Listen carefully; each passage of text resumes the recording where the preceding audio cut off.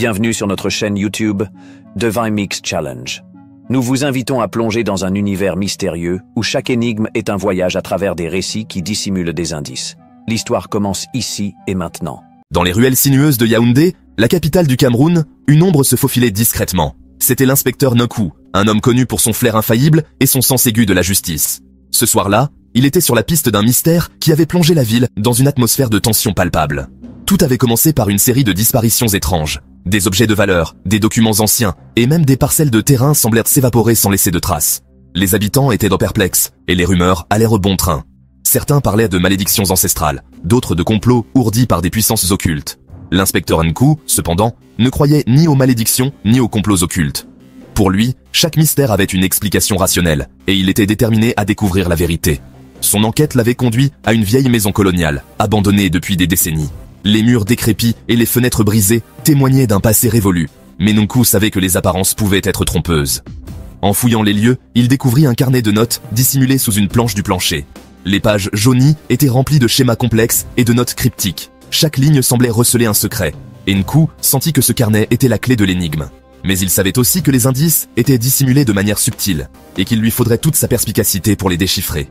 Le carnet mentionnait des noms, des dates et des lieux, mais rien de tout cela ne semblait avoir de sens immédiat. Pourtant, Nkou remarqua des motifs récurrents, des allusions à des transactions mystérieuses et à des possessions contestées. Il comprit que ces indices, bien que fragmentés, formaient un tout cohérent. Mais pour assembler les pièces du puzzle, il devait d'abord comprendre la logique sous-jacente. Alors qu'il continuait à explorer la maison, Nkou trouva une vieille carte de Yaoundé, marquée de symboles étranges. Chaque symbole semblait correspondre à un lieu précis, et il réalisa que ces lieux étaient liés aux disparitions. Mais pourquoi ces endroits en particulier? Et quel était le lien entre eux? Perdu dans ses pensées, Nkou entendit soudain un bruit derrière lui. Il se retourna brusquement, mais il n'y avait personne. Pourtant, il sentait une présence, comme si quelqu'un l'observait. Il savait qu'il devait être prudent, car il n'était pas le seul à chercher des réponses. L'inspecteur Nkou, toujours sur ses gardes, continua son exploration de la vieille maison coloniale.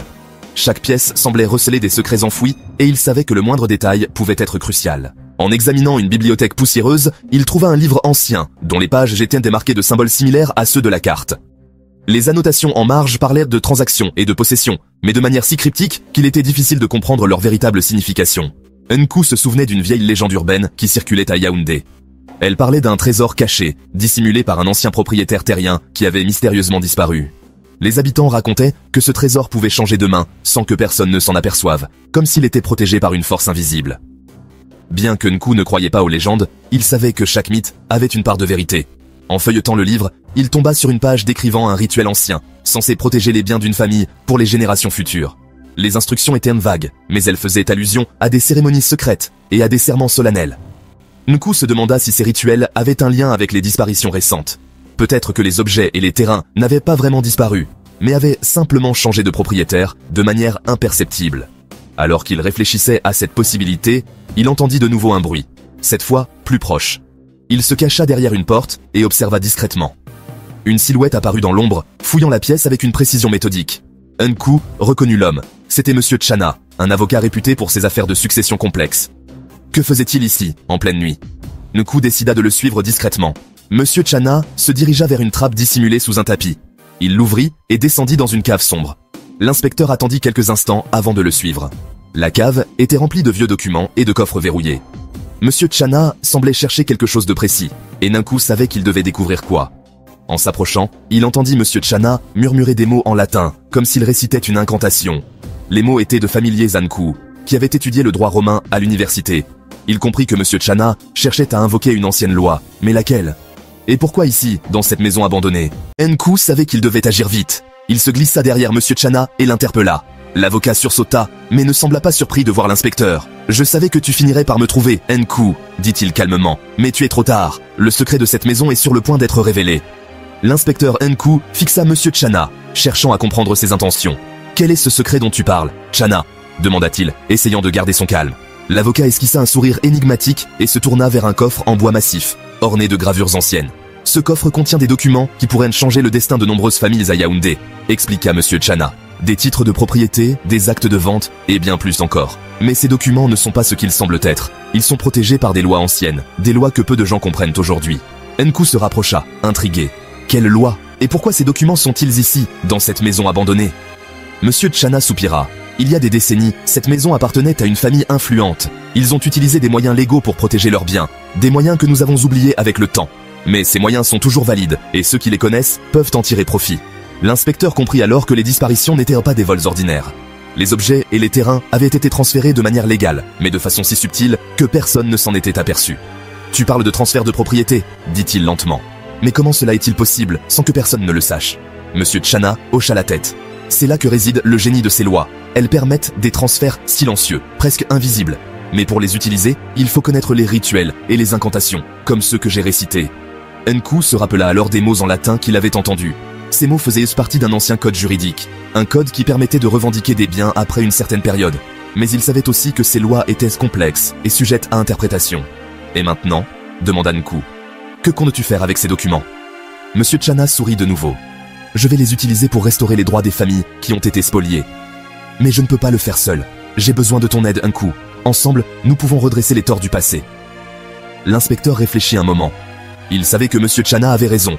Ces documents pouvaient changer des vies, mais ils devaient être utilisés avec prudence. « D'accord, dit-il enfin, je t'aiderai. Mais nous devons être très prudents. Ces lois sont puissantes, mais elles peuvent aussi être dangereuses si elles tombent entre de mauvaises mains. »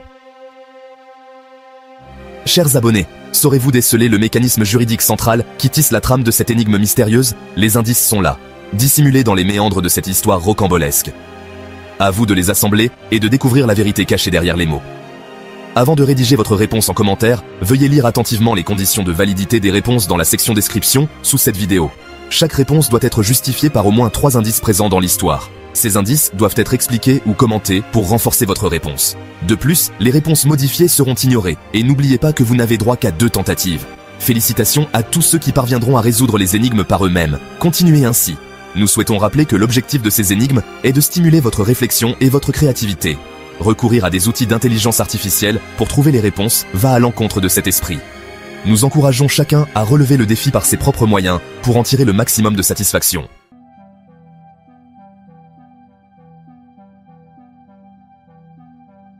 Chers abonnés, avez-vous une idée de la réponse? Laissez vos réponses dans les commentaires. N'oubliez pas, le premier à trouver la bonne réponse remportera la récompense mise en jeu. Merci d'avoir pris le temps de regarder cette vidéo. Dès qu'un gagnant sera couronné, nous publierons une vidéo spéciale pour célébrer son triomphe et révéler la solution de l'énigme. Alors, restez connectés pour ne rien manquer. N'oubliez pas de montrer votre soutien en aimant et commentant nos vidéos. Abonnez-vous pour être parmi les premiers à découvrir nos nouveaux défis. Et surtout, partagez nos vidéos pour aider notre communauté à grandir. Nous avons hâte de vous retrouver très bientôt pour plus d'énigmes captivantes.